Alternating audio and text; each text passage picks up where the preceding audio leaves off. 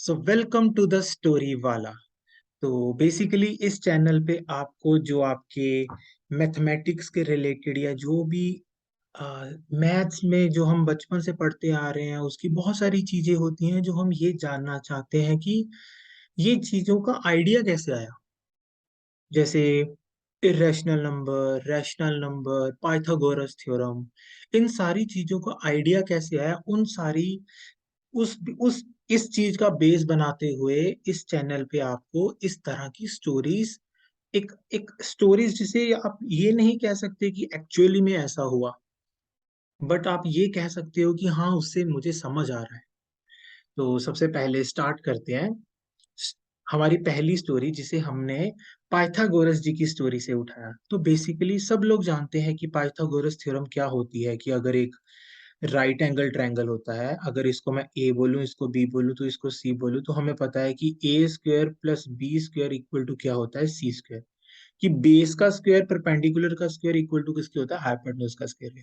तो इतना तो हम सबको क्लास में पढ़ा दिया जाता है जब हम स्कूल्स में होते हैं या हम ट्यूशंस वगैरह में जाते हैं। बट एज अ पाइथागोरस जी, ये पाइथागोरस जी है, आप देखिए इनके हाथ में भी पिरामिड है, क्योंकि ये इजिप्ट में भी बहुत ज्यादा रहे थे। तो बेसिकली हम ये जानने की कोशिश करते हैं कि इनके माइंड में ऐसा क्या आया कि इनके दिमाग में ये इक्वेशन ओरिजिनेट हुई, A square plus B square equal to C square. ठीक है जी। तो सबसे पहले पाइथागोरस जो थे, उनका एक अपना एक ग्रुप था जिसे हम बोल सकते हैं कि उनके फॉलोअर्स। अब ये फॉलोअर्स कुछ ऐसे वैसे फॉलोअर्स नहीं थे, ये बेसिकली इनका जो ग्रुप था, इनकी अपनी प्रेयर्स थी। ये अपनी प्रेयर्स करते थे, इनके अपने रूल्स थे, ये अपनी एक सीक्रेसी में रहते थे। मतलब ये लोग बहुत सीक्रेटिव थे। तो इन लोगों को सीक्रेटिव इतना था कि इन ये सपोज करो ये किसी चीज पे काम कर रहे हैं, ये कुछ सोच रहे हैं, तो कभी भी किसी बाहर किसी को बताते नहीं थे। तो अब इनके दिमाग में कैसे एक आइडिया आया कि पाइथागोरस थ्योरम जैसी चीज है। तो एक बार क्या हुआ कि पाइथागोरस जी अपने घर में घूम रहे थे, तो उनके घर में कंस्ट्रक्शन चल रही थी, तो उन्होंने एक टाइल देखी। टाइल बिल्कुल स्क्वायर जैसी टाइल थी, कोई ऐसा नहीं था, स्क्वायर टाइल। ठीक है, सारी साइड है जैसे सेम होती। तो वो टाइल देखी उन्होंने अपने पैलेस में जहां पर कंस्ट्रक्शन का काम चल रहा था। तो वो उस टाइल की ओर देखते रहे। मतलब उनके दिमाग में पता नहीं क्या आया, वही ना, बहुत दिमाग ज्यादा था। तो वो सोचते रहे टाइल की ओर देख के, और फटाफट गए वो अपने जो उनका पाइथागोरियन फॉलोअर्स थे, इनको पाइथागोरियन ग्रुप के साथ पाइथागोरियन सर्कल भी बोला जाता है, क्योंकि ये एक साथ रहते थे। तो वो गए अपने वहां पर, उन्होंने क्या किया, बोर्ड पे जाके एक राइट एंगल ट्रायंगल ड्रॉ किया, जैसे इन्होंने यहाँ पे ड्रॉ किया हुआ है। और उन्होंने हर साइड के साथ एक स्क्वायर जोड़ दिया, जैसे हाइपोटेन्यूज के साथ एक स्क्वायर जोड़ दिया, परपेंडिकुलर के साथ एक स्क्वायर जोड़ दिया, और बेस के साथ भी एक स्क्वायर जोड़ दिया। तो एक बात तो हम सबको समझ आती है ना, ध्यान से देखो, सोचो खुद पर, कि इसकी भी साइड सी होगी, ये भी सी होगी, ये भी सी होगी, ये बी होगी, ये बी होगी, ये बी होगी, इसकी ये साइड ए होगी, ए होगी, ए होगी। उन्होंने अपने फॉलोअर्स को क्या बोला, उन्होंने अपने जो ग्रुप था वहां पे क्या बोला, कि सपोज करो ये जो स्क्वायर है, जैसे मैं यहाँ पर एक बार बना देता हूँ।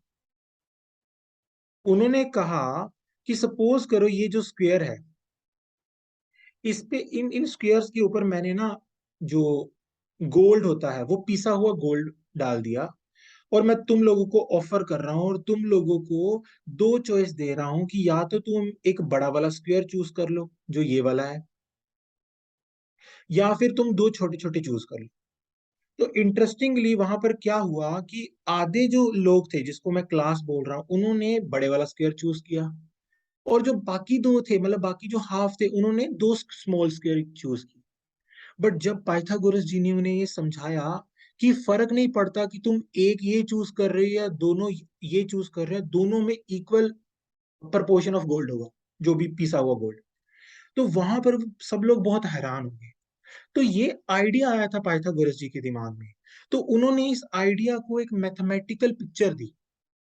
उन्होंने इस आइडिया को एक मैथमेटिकल पिक्चर दी, उन्होंने बेसिकली उनको समझाया कि अगर मैं इन सारे पीसीस को काट के इस बड़े वाले स्क्वायर के ऊपर रखूंगा, तो बिल्कुल बड़ा वाला स्क्वायर कवर हो जाएगा। तो यहां से फिर उनको आइडिया आया कि अगर मैं इस स्क्वायर का एरिया कर देता हूं, तो स्क्वायर ऑफ एरिया क्या होता है, मतलब वही ना, साइड स्क्वायर। अगर मैं इस स्क्वायर का एरिया कर देता हूँ तो वो आएगा सी स्क्वायर, इसका एरिया आएगा बी स्क्वायर, इसका एरिया आएगा ए स्क्वायर। तो इस आइडिया से उन्होंने निकाला कि ये वाला दोनों का एरिया अगर मैं लूं, वो इक्वल टू आता है बड़े के एरिया। तो यहां से उनको समझ आया कि बेस का स्क्वायर परपेंडिकुलर का स्क्वायर इक्वल टू किसके आता है, हाइपोटेन्यूज के स्क्वायर। अब एक बात समझो, उन्होंने पाइथागोरस थ्योरम निकाल तो दी, बट ना पहले टाइम पे क्या होता था कि जब भी वो कोई चीज फाइंड कर लेते थे ना, तो उसके बाद बहुत सारे क्लैशेस होते थे। तो पाइथागोरियन सर्कल में भी बहुत सारे क्लैशेस होने स्टार्ट हो गए। क्या हुआ, एक पाइथागोरियन सर्कल में ही एक मैथमेटिशियन बोल सकते हैं, हिपासुस। तो क्या हुआ, नाम नाम बोलना मुश्किल है, बट समझो कि बात क्या थी। अब इन्होंने ये चीज तो प्रूव कर दी कि एक राइट एंगल ट्रायंगल में अगर मैं इसको ए बोलूं, इसको बी बोलूं, इसको सी बोलूं, तो A square plus B square equal to किसके होता है, सी स्क्वायर के।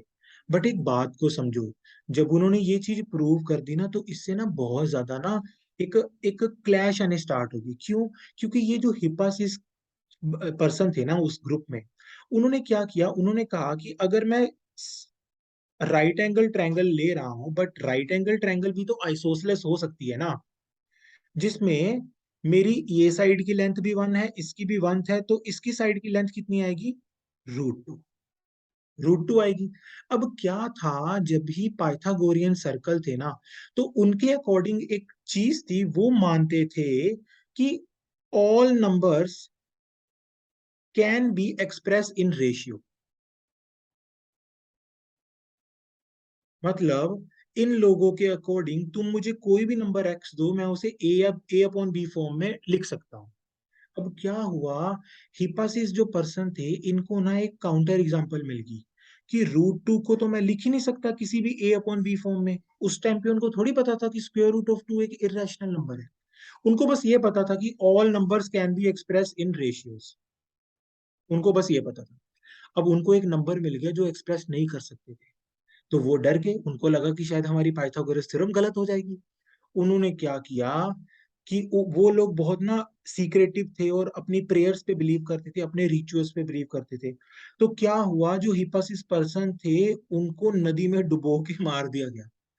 मतलब उनको मार दिया गया या वो खुद से नदी में डूब के मर गए, ये मतलब किसी को भी सच नहीं मालूम, बट हिपासिस पर्सन की डेथ हो गई। तो बाद में जाके जब पता चला कि हाँ भी, रैशनल नंबर से आगे भी कुछ एग्जिस्ट करता है, इरेशनल नंबर। तो सबसे पहला जो इरेशनल नंबर सामने आया था वो था √2, और वो बाहर आया था पाइथागोरस थ्योरम की कंडीशन को यूज करके ही, जब one square plus one square is equal to वही √2 वाली चीज, कि अगर ये वन हो, ये वन हो, तो इसका स्क्वायर रूट ऑफ 2 आएगा, राइट।